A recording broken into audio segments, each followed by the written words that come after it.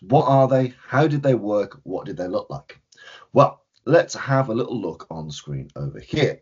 So what you can see there is Ron Taylor's exceedingly famous Excelsior Pavilion. And this was a very, very classic example of a boxing booth. Now, a boxing booth would go to a country fair, and typically there are set fairs that, especially in the UK, have been around for hundreds and hundreds and hundreds of years. And so the fairs would move from town to town, village to village. A boxing booth is essentially, or typically, a historically kind of motifed and themed frontage. So very, very colourful, lots of light, lots of paintwork, typically drawing on champions of the past, so historic bare knuckle champion, glove champions, and so on. But they're very gaudy and very bright, and you can see this kind of wood frontage here in Ron's example.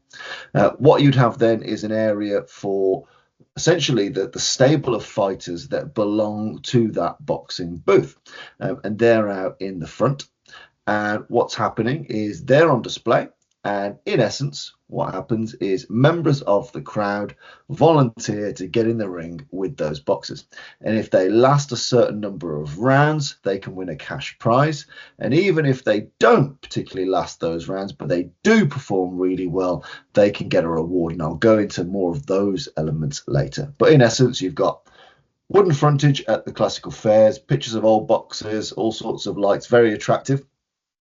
You've got your row of stable boxers in the front, and if you should volunteer, as soon as we've got this kind of sufficient number of volunteers, people to sign up and have a go, they would come on through, and in reality what we've then got is more of a basic tent structure. So a tent structure, some seating, some standing, mostly standing, and you've got a pretty shonky old ring, most likely in the middle, and that's where you're going to have your boxing booth bout. So you're going to watch your boxing booth entertainment.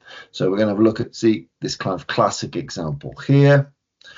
Older versions, but again, you can start to see how they've always kind of got this gaudy flattage at the front. Typically, it's the name of the proprietor. Sometimes they'd use names like Boxing Academy. So you can see here, Jay Stewart Boxing Academy. So drawing on famous names, many of them might have been ex-champions. They might run other attractions as well as the boxing booths themselves. But yeah, hopefully you can see here, whether it's a slightly more modern version with electric lights there, through to kind of older traditional versions, and they go back much, much further in time than that. I mean, boxing booths had been around since the late 1700s, early 1800s, and they've just got more and more and more established. I would say, the patterns start to arise. You start to get this signature look, signature feel of what a boxing booth kind of operates like. And you can see the boxers at the front there looking hard and looking mean, looking a bit tiny, but looking hard and looking mean. Again, you can see kind of old black and white imagery of it here. So some of the terminology. So a barker, what does a barker do? Well, a barker is essentially this bloke at the front here in the tuxedo, right? And his job is to drum up interest from the crowd. His job is to say, right, I've got this champion in from Australia. I've got the undefeated animal John McGee here. So they're going to obviously create a bit of atmosphere. They're going to call on the crowd. They might talk about, you tough people in this area of Durham, how do you fancy your chances against Killer Johnson over here? So his job really is to rile up the crowd, get them excited, make the fighters seem formidable and interesting. You might play on regional rivalries, national rivalries, local rivalries. You might call on the manliness of that crowd. You might call on, is that a particularly hard area? Is it known for tough people? Whatever they need to do to draw interest and to get these young people to sign up and put their money in the hat. So the barker's job is just that. They will typically hype up the fighters. And what you'll find is that the fighters themselves are very typically either active professional fighters that will typically fight under a different name when they're working the booths, or they'll be slightly over the hill professionals that are now looking to supplement their income, use their past wins and legacy to kind of create a bit of investment in their future. So it's either actives that are operating under a slightly different name, or people that have slightly out their prime but still more than good enough to take on all comers. So the barker's job, draw up interest, build hype, Think like a very, very local or regional Don King. Then you've got what's known as nubbins or nobbins, and there's a couple of different variations and pronunciations and different ways to go about this. But essentially, a nobbin is what people chuck into the crowd, chuck into the ring after the fight. So if it's been a particularly good fight, interesting, it's been exciting, it's been fun, to show my appreciation, I might throw coins either into the ring, or someone with a hat will go around and I'll put my money into that. A large proportion of what a fighter earns will be from this. They'll get a very small amount from having competed in the match itself, but a large proportion of this. So it's on you to make it exciting. Yeah, and that goes both ways and swings both ways. If you are a moonlighting pro or an ex-pro, you can't just go around flattening everybody and steamrolling these people. You need to make them feel like it's a good fight. So yeah, you might be with a coal miner from Durham and you might be able to do them really quickly, but that means very, very little in the way of money coming in. Whereas you might be able to carry that person for 3 rounds, make it very exciting, make the crowd feel like he could have had a chance, and then you're going home quids in. Yeah, so these are your nobbins, nubbins, spellings and variations of that nature. It's the money you get. And a G. So a G or a G fight is essentially humans are very confident and brash talking about fighting, and then when they get the chance to actually have a go at it, sometimes they bottle it. So what you need to do is make sure there's a couple of preset fights in the crowd. Now, bear in mind, you're a touring kind of circus-based attraction, a fair-based attraction. So nobody knows who you are. So what you potentially might do is get a number of your stable of boxers in the crowd. They will act like people out on the town, that they're nothing to do with it, and they'll come in and they'll do a bit of a fight with your booth fighter there, and they'll make it seem like that booth fighter might be a bit fallible, might show some weaknesses. The booth fighter will likely still win in that G fight, even though it's a fix.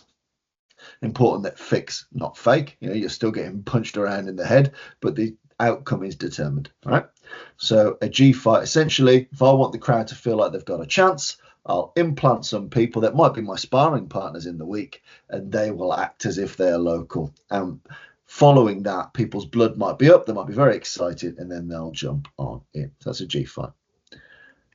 How do they typically work? Well, you can see here in this historic looking image, we've got our barker out front, and he's calling for people to be interested, doing all those things, using all those little tricks to get your attention. You've got your stable of fighters out the front, and again, depending on the era, they might be robed up. They might talk some smack about that area. They might start flexing their muscles, doing a bit of shadow boxing, doing all this stuff, whatever it takes to convince you to pay your money and fight.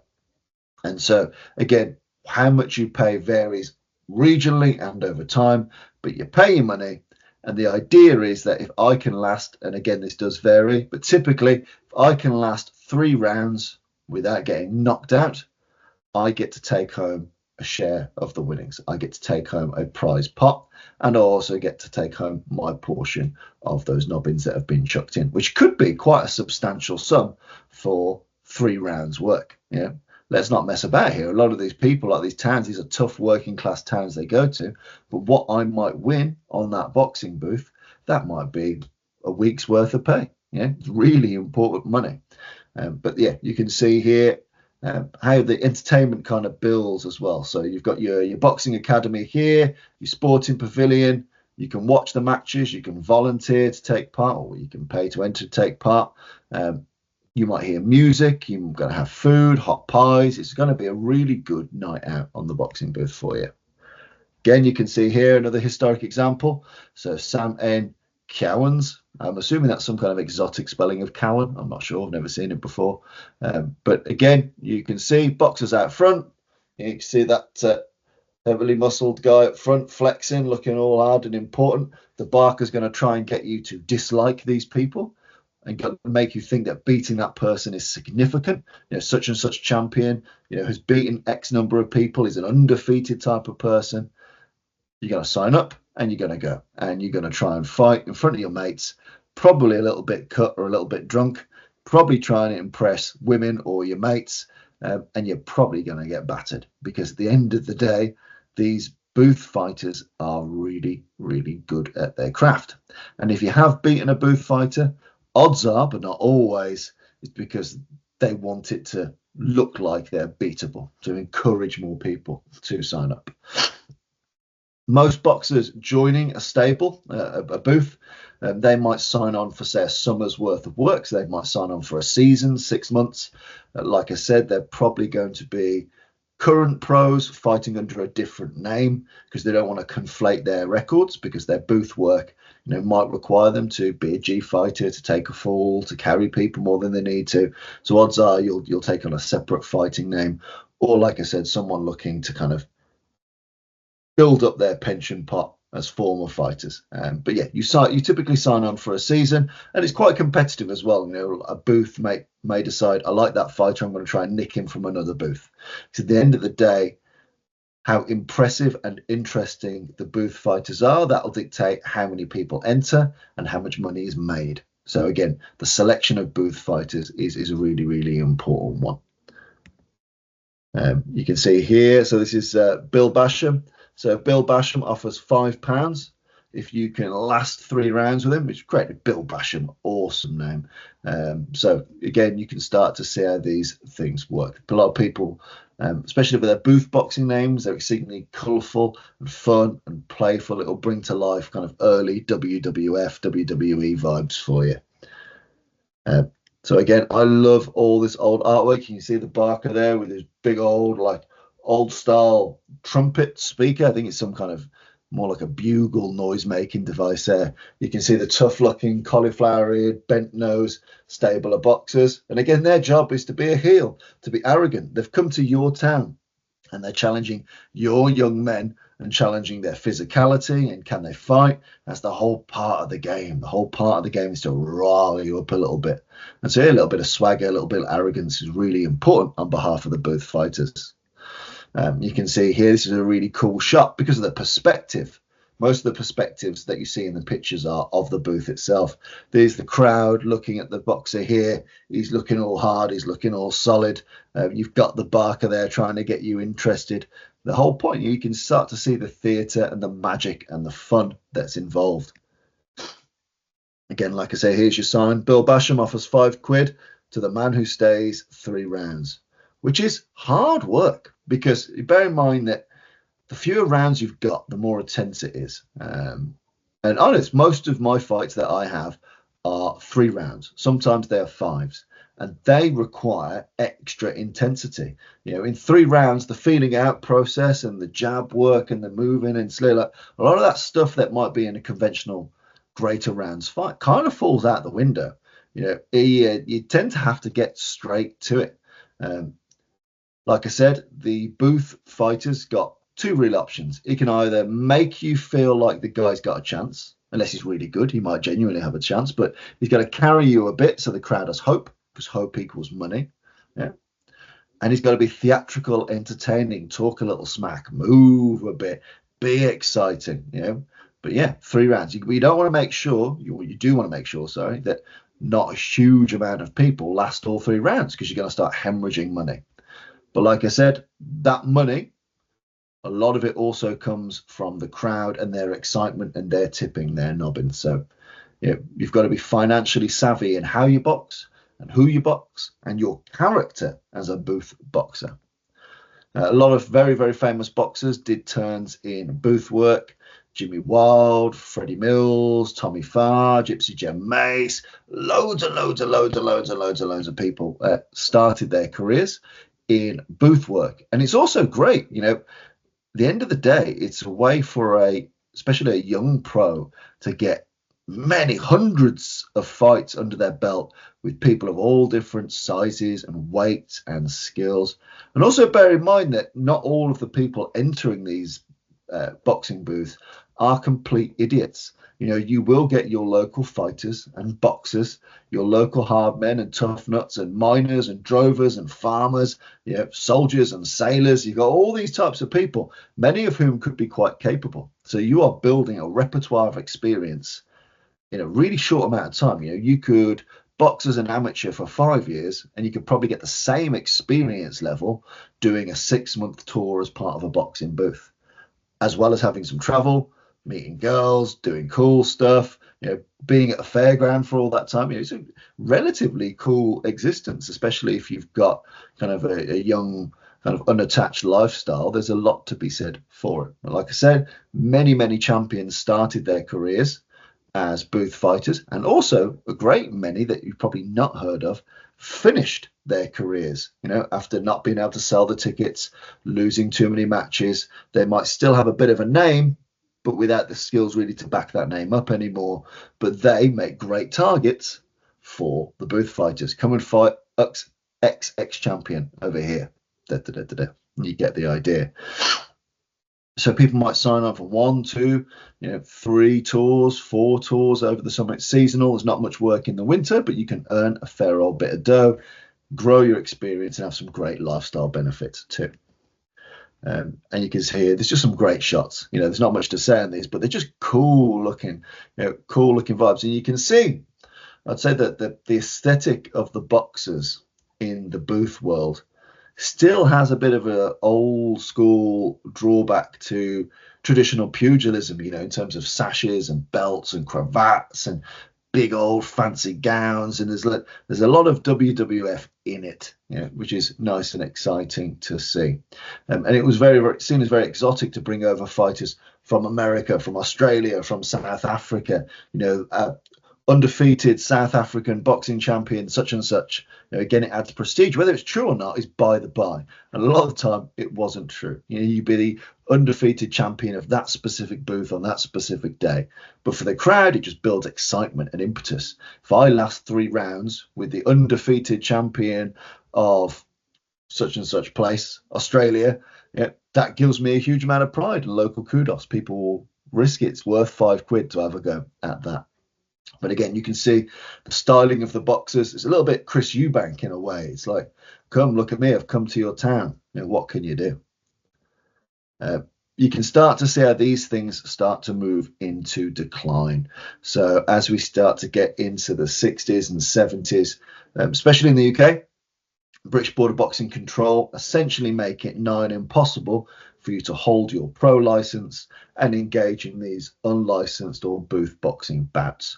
So that's really disappointing then, because it's an easy way to make money for a lot of people, but also these things just aren't a good enough attraction anymore.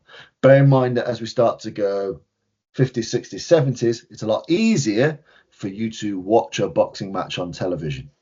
However, in the 20s, 30s, 40s, the closest you might have ever got is the local booth coming to town. So again, with the influx of media, TV, proliferation of radio, all sorts of stuff, that little bug you might have to watch a great fight, well, I can see that in my local cinema. I can see that on TV. I can hear that on the radio. Historically, not so much. So you can see it starts to decline as media and access to fighting gets a bit better. So you see this quite sad looking boxing booth here. It'd be remiss of me not to mention the wrestling aspect as well. So very commonly in the boxing booths, you will also have a sign for wrestling. You'll see boxing and wrestling. Couple of ways this was done. So obviously you've got wrestling in a way that works similar to the boxing at the booth, that it's pin our fighter or don't be pinned by a fighter in X amount of time and win your money. So that's one way, essentially a like for like similarity to the boxing booth. You can also get essentially your modern style professional wrestling done there. So it might be that in the middle of a show, you might have a couple of bouts of wrestling for the crowd to watch and enjoy. Because again, you can't pay for a huge roster of booth fighters. So you might have 4 or 5 booth fighters. You might have fight 1, 2, bit of a wrestling show, 3, 4, bit of a wrestling show. They were really popular. Watching live wrestling was really popular then. So 2 ways about it. You've got competitive wrestling matches to a pin, and they start to fade out a lot sooner than the boxing. Again, it's a lot more intuitive for people to put on a boxing glove, whop it on and have at it. Wrestling is a really time acquired skill. I think a lot fewer people would feel inclined to just jump in and have a go at the wrestling, whereas the boxing might feel a bit more intuitive to the people of the time. But yeah, you've got the competitive wrestling and you've also got the show wrestling available in those booths. But as you can see here, as we start to get to 70s, 80s, British Board of Boxing Control make it very hard for you to actually do this and maintain your pro license, and the public are just starting to get a lot less interested in it. But I still think, you can start to see how the glory years could have looked. You can see these robed up fighters. You've got the loudspeakers. You've got that teddy boy looking Barker there, geeing up, getting the crowd really interested. This is Roy Bell's touring stadium. A lot of them were about giving you a big venue boxing experience in your local town or village. So the idea that it's Roy Bell's touring stadium, it's not really. It's a couple of front bits of flattage and a tent. But for you, the punter coming along there, it's the closest you're ever going to get to a Madison Square Gardens. You're never going to go there, but you can go to Roy Bell's touring stadium. But you can see like the swagger, look at the arms crossed, hands in the pockets. The people will be working their eyes on the crowd, trying to get groups of young people. In fact, you can see they look famous Australian champion at the bottom of that screen. So again, drawing out how good these fighters are, their provenance. They've come here to your poxy little town. What have you got? What men here willing to dare take on Killer McGee over there? It's a really cool and interesting bit of our martial history. I mean, look at the size of the legs on some of these dudes. I would wager that some of these chaps are also wrestlers as well as boxers, because look at the size of them trunks. But as you can see here, not so much the man in the Christmas jumper, but there we go. But you can see it's bold, it's brash. Next show, boxing and wrestling. You can see that on the chalkboard sign. You can see the Barker. So hopefully you're starting to see that there are real set patterns and structures to this. Barker's going for it. Local booth fighters looking hard, building that excitement, getting people to sign up, probably very unwisely, having them try and survive their 3 rounds. And hopefully you put on a good enough show that you make a lot when it comes to your tips and payment. Obviously, boxing booths are really no more. There was, I think this is the last recorded one in the UK. I think this was from 1997 or 1998. The Boxing at Your Own Risk show. And there's a little documentary. If you type in Boxing at Your Own Risk, you'll see. But this was the kind of the Taylor family's kind of last hurrah when it comes to booth boxing. But it's nice to see the inside here. You very rarely in the pictures get to see the inside, because like all circus things, the frontage, the flattage is the most important to get punters in. Once you paid your money, dismal canvas tent and a bit of a ring, it's fine, I've got your money now. But you can see in here how they typically look and work inside. But yeah, make sure you watch that Boxing at Your Own Risk documentary. I believe this is your man, Ron Taylor himself. So the Taylor family, kind of multi-generation owners of a traveling boxing booth. And you start to find these boxing booth families and circus families that do the rounds, do the tours, and you become fans of that particular group because what they provide, what champions they bring to the table, how entertaining it is, all sorts of stuff here. You can see the size of the gloves he's got on there. This again is a piece of time and region variance. Some boxing booths would have you fight in 16-ounce or 14-ounce sparring style gloves. So you can see the gloves there. They're very clearly sparring gloves. That's good, and it makes sense because it allows newbies to kind of throw hands without shattering their hands to bits. It allows your booth fighters to cause pain but not damage to people. But that said, there are also lots of bouts that happened in 8-ounce gloves, even if you go back further in history, kind of very, very thin gloves, probably not much more weightage than a 4-ounce MMA glove, small speed bag style gloves. But typically and prevalently, it was a lot more common for it to be a sparring style glove. Bear in mind also today that sparring gloves are bigger than they were historically. So today, for example, I spar in 16-ounce gloves, sometimes 18-ounce gloves if we're going to go hard. But historically, maybe a 10-ounce glove might have been your sparring glove of choice. But you can see the types of gloves being used there. And they've, a lot of people were writing about their experiences on the booths. You'd have your booth gloves for your contenders. Your booth boxers would have their own sets. But if you're borrowing Anyone's ever been to a boxing gym and forgotten their gloves, they'll know the squelch of sweaty borrowed glove that you get. But yeah, absolutely. You'd go there, they'd often reek, be a bit tatty, be very worn, overused, very, very smelly indeed. A lot of people that took part in the booth commented on the glove experience for them. It's less the glamorous side of boxing.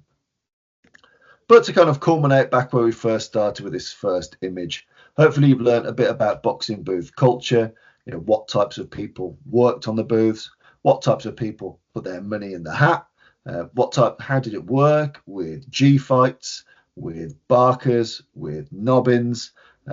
Hopefully you can start to see why there were such great attractions. They're great fun. And let's be honest, I myself, I'm a local level boxer, and if a boxing booth came to the town, I would want to have a go.